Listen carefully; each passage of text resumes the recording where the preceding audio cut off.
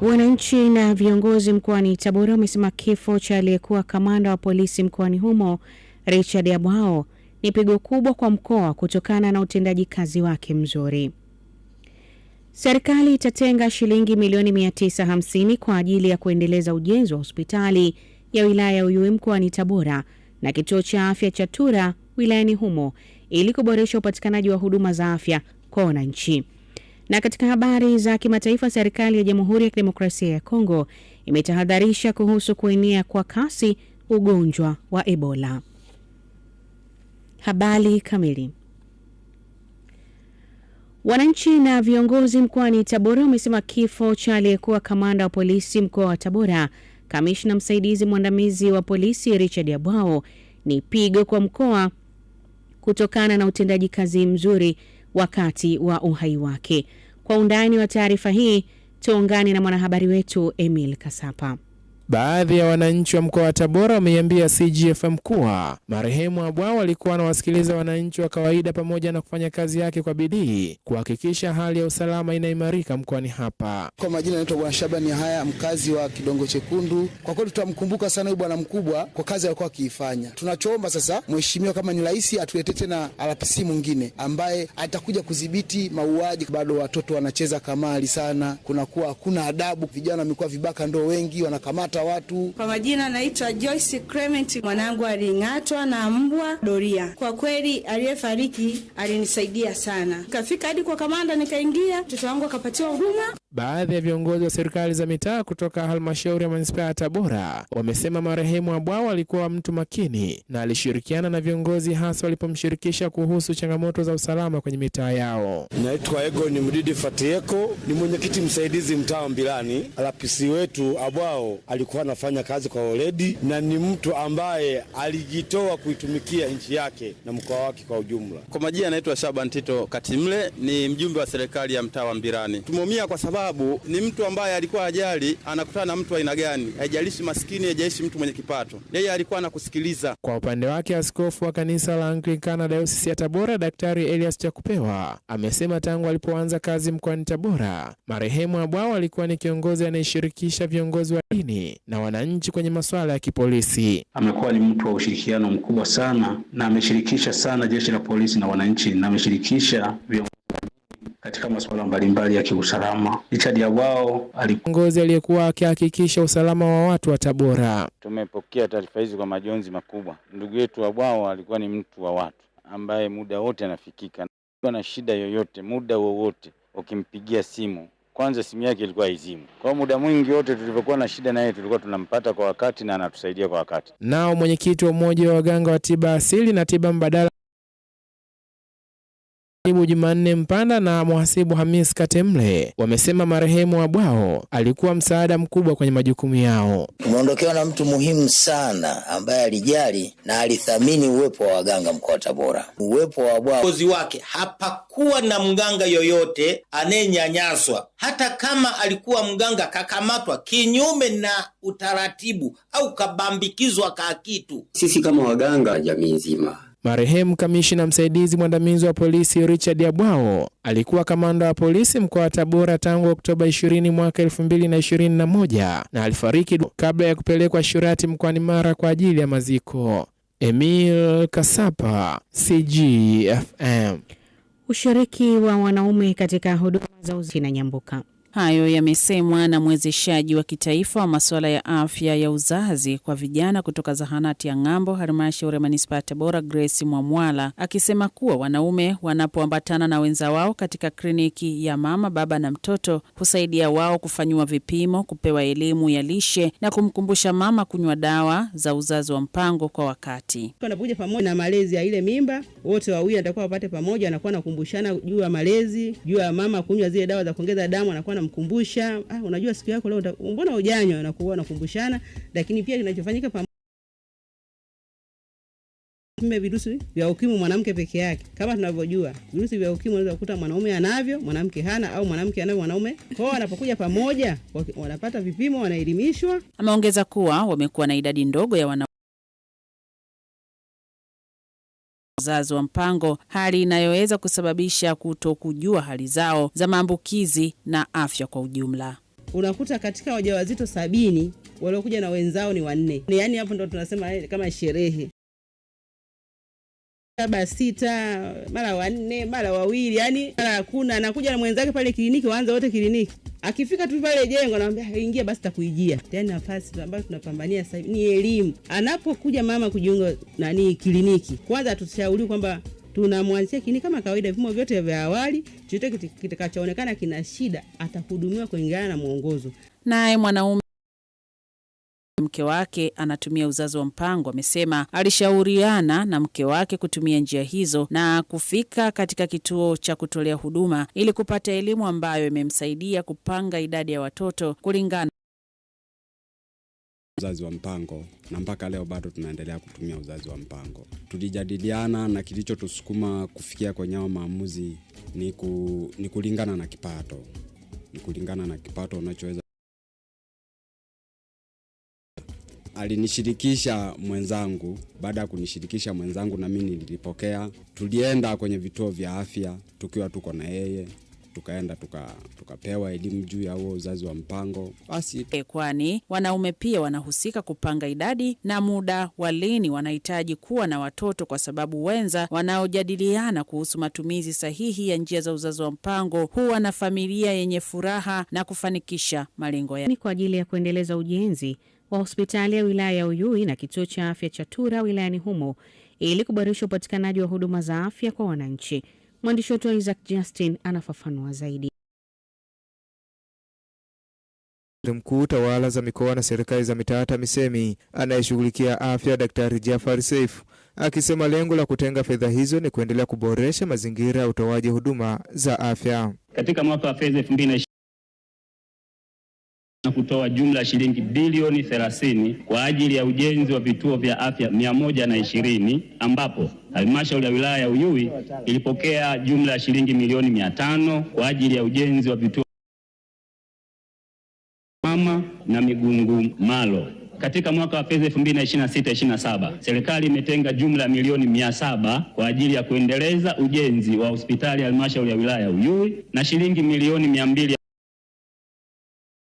mbinu katika kituo cha afya Tura. Mbunge wa jimbo la Uyui mkoani Tabora Shafini Smar kwenye swali lake la nyongeza ametaka kujua mpango wa serikali wa kuunga mkono juhudi za wananchi wa kata ya Shitage ambao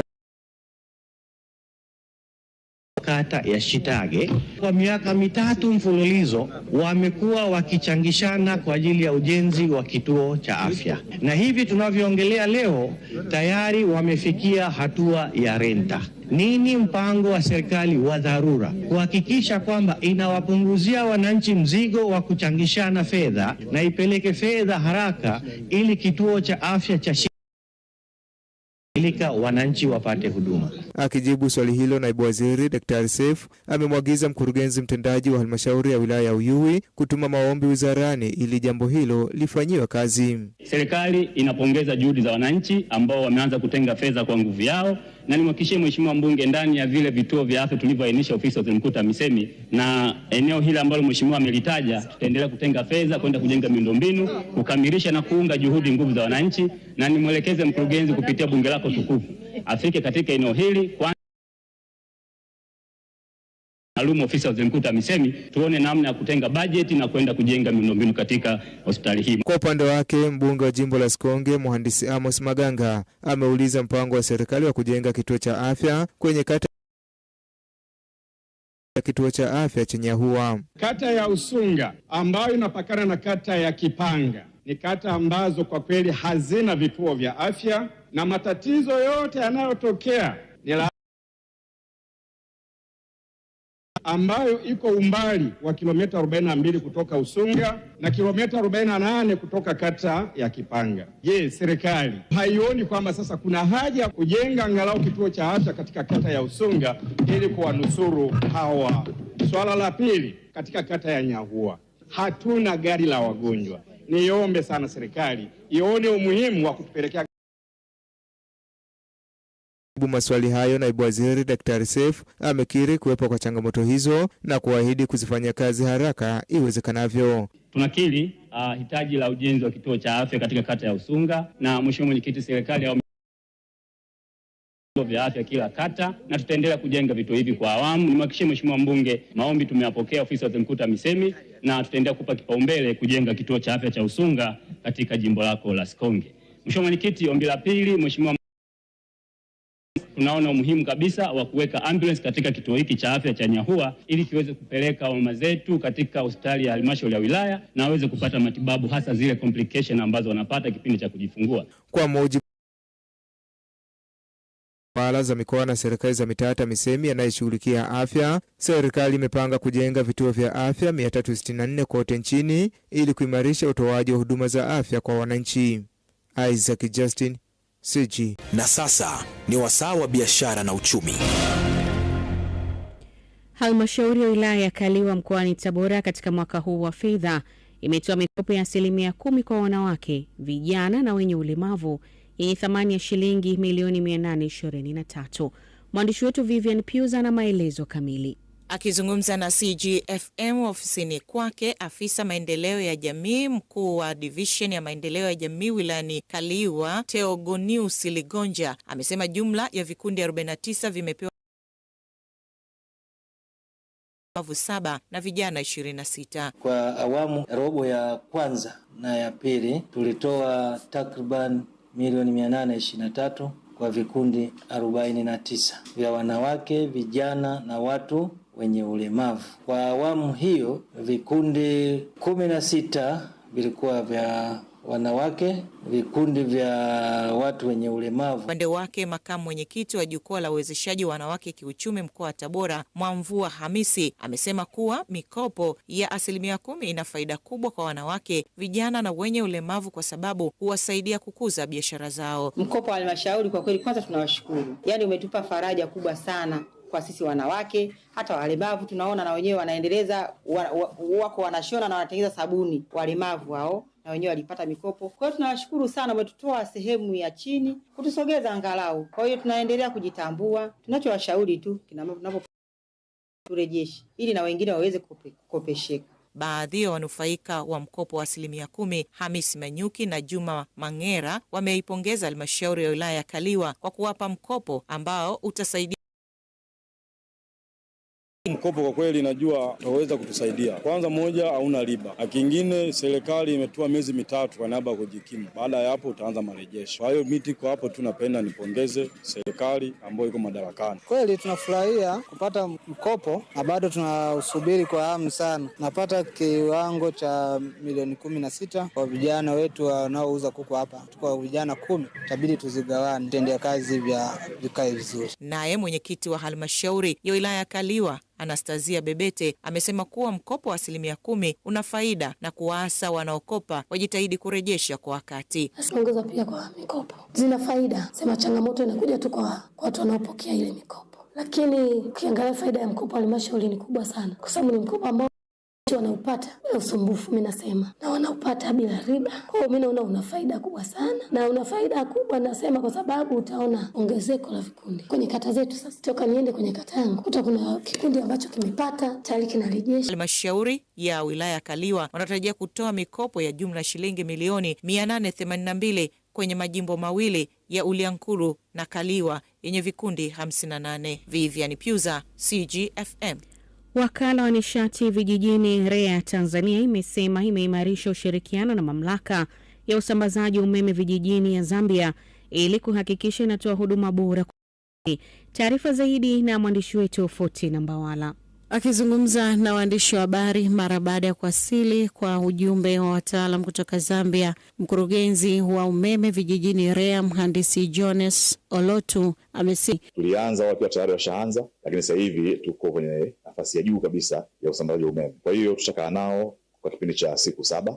Wakihitaji msaada wowote wa kitaalamu, wa kiufundi tutawapatia. Lengo ni hao wenzetu tuende nao napeleka umeme katika maeneo yote ambayo yanahitaji. Lakini kikubwa tumshukuru Mheshimiwa Rais kwa sababu yeye ametusupport kwa kiasi kikubwa sana. Na nilikuwa nawaambia tunazungumza nao hapa, hizi juhudi haziwezi kufanikiwa kama hamna support ya kiongozi wa nchi. Amesema mipango inayopangwa na wizara inasaidia kuongeza huduma bora. Ni ngumu sana kufikia malengo ambayo tumeweka. Sisi ni wataalamu, tunaandaa miongozo, tunaandaa proposals, tunahitaji budget. Sasa kama una fedha, ukikosa support ya fedha, maana yake kwanza ni kuwa na support kubwa ya viongozi wa juu serikalini, lakini kuwa na usimamizi bora wa mipango ambayo mmeipanga na kuwa na ushirikiano mkubwa katika wizara na taasisi ambazo zinahusika na mambo haya. Kwa hayo yakitekelezeka, basi tuna uhakika watafanikiwa. Kwa hiyo tuongea nao mambo mengi sana, tumepitia wapi, tumefanya nini, ili wajifunze vizuri zaidi, na ikiwezekana tutakwenda kupeleka site wakaone kazi ambazo zinafanyika, wakaone yale ambayo tumeitekeleza kwa kutumia mbinu ambazo tunazo sisi hapa. Kwa upande wake, mkurugenzi mtendaji wa mamlaka ya usambazaji umeme vijijini ya Zambia, mhandisi Alex Mbumba, amesema wamevutiwa na ubunifu unaotumiwa na Tanzania katika sekta hiyo na kwamba wanatarajia kujifunza kwa undani zaidi ili kuona namna wanavyoweza kuutumia katika mazingira yao. So there could be things that we would want to learn. Kwa hiyo kunaweza kuwa na mambo ambayo wangependa kujifunza, labda jinsi tunavyounda mpango wetu kabambe wa usambazaji wa umeme vijijini, ambao ni mpango kabambe unaoendana na upatikanaji wa huduma kwa wote. Pia ni mpango kabambe unaotegemea mifumo ya taarifa za kijiografia. Na kwa hiyo hayo ni baadhi ya mambo ambayo tunadhani tunaweza pia kuketi chini na kuona jinsi tunavyotekeleza miradi hiyo na jinsi nanyi mnavyotekeleza. Lakini pia tumegundua kuwa baadhi ya ubunifu mnaotumia hapa unaweza kueleweka vizuri zaidi na pia kulinganisha na kile tunachokifanya sisi.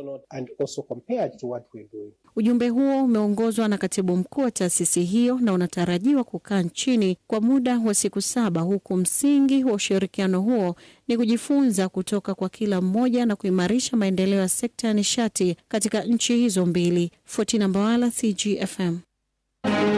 Zifuatazo ni habari za kimataifa. Serikali ya Jamhuri ya Kidemokrasia ya Kongo imetahadharisha kuhusu kuenea kwa kasi ugonjwa wa Ebola. Tujiunge na Nyamizi Mdaki kwa habari zaidi za kimataifa. Tahadhari hiyo ni baada ya karibu watu 30 kufariki dunia tangu kuanza kwa mwezi Mei katika kambi ya Kigonze huko Bunia, kitovu cha mlipuko wa ugonjwa huo wa Ebola. Hata hivyo, mamlaka zimeeleza kuwa idadi ya visa vilivyothibitishwa vya Ebola huko Kongo imeongezeka hadi kufikia 933, ikiwa ni pamoja na vifo 245. Akizungumza na waandishi wa habari katika jimbo la Ituri, waziri wa afya wa Jamhuri ya Kidemokrasia ya Kongo, Samuel Kamba, amesema wagonjwa 80 waliopona virusi vya Ebola wameruhusiwa kurejea makwao, lakini akaonya kuhusu watu ambao hadi sasa wanakataa kupimwa au kufuata ushauri wa kitabibu. Nchini Kenya, Rais William Ruto wa Kenya kesho anatarajiwa kusaini muswada wa sheria wa fedha wa mwaka 2026, hatua itakayofungua njia ya utekelezaji wa sheria itakayowezesha ufadhili wa bajeti ya serikali ya shilingi trilioni 4 na bilioni 8 kwa mwaka wa fedha 2026-2027.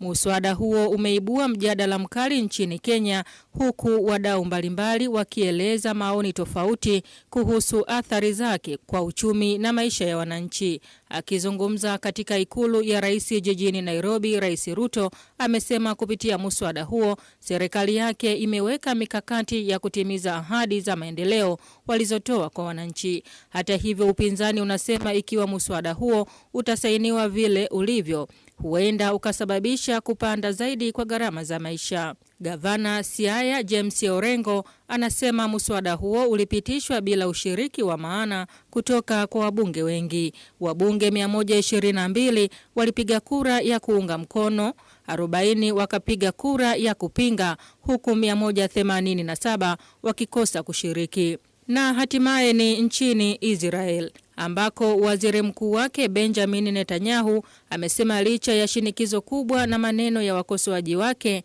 nchi yake imesimama kidete kuchukua maamuzi magumu ya kihistoria kwa ajili ya kulinda maslahi na usalama wa taifa hilo. Amesema kuwa kinyume na maonyo waliopewa hapo awali, majeshi ya Israel yaliingia Rafah yakashambulia ngome za Hezbollah na kukabiliana ana kwa ana na Irani ili kuondoa tishio kubwa la nyuklia lililokuwa likinyemelea nchi hiyo. Akizungumza kwenye mkutano wa kimataifa wa JNS wa sera za umma unaofanyika Jerusalem, Irani kuwaua wanasayansi wao wakuu 20 na kujivunia kwa ulimwengu mzima huru. Nyamizi Mdaki, CGFM. Kabla ya kumaliza taarifa ya habari, sikiliza tena muhtasari wake.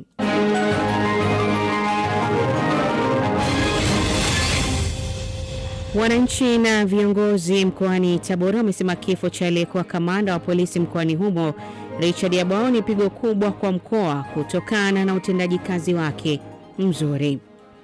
Serikali itatenga shilingi milioni 950 kwa ajili ya kuendeleza ujenzi wa hospitali ya wilaya ya Uyui mkoani Tabora na kituo cha afya Tura wilayani humo ili kuboresha upatikanaji wa huduma za afya kwa wananchi. Na katika habari za kimataifa, serikali ya Jamhuri ya Kidemokrasia ya Kongo imetahadharisha kuhusu kuenea kwa kasi ugonjwa wa Ebola. Mwisho wa taarifa ya habari kutoka CGFM. Kwa niaba ya mhariri mkuu Titus Filipo na wote uliowasikia, asante kwa kutusikiliza na kututazama wewe uliokuwa ukifuatilia YouTube kupitia CG Online TV. Jina langu ni Stefania Lyson. Ni sauti ya mamlaka, Tabora nzima na Tanzania.